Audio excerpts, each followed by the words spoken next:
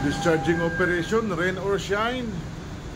Ito, umuulan, patuloy pa rin silang nagdidiskarga. Wala naman kasi problema ang kargamento dahil parang buhangin lang naman yan eh. Limestone, panghalo daw yan ng simento. Ayan oh, may backhoe na dyan sa loob ng bodega.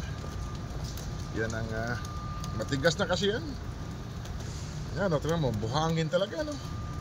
Para siyang buhangin lang ba, yung pang ihalo mo sa simento para sa pang finishing. Limestone ang tawag niyan.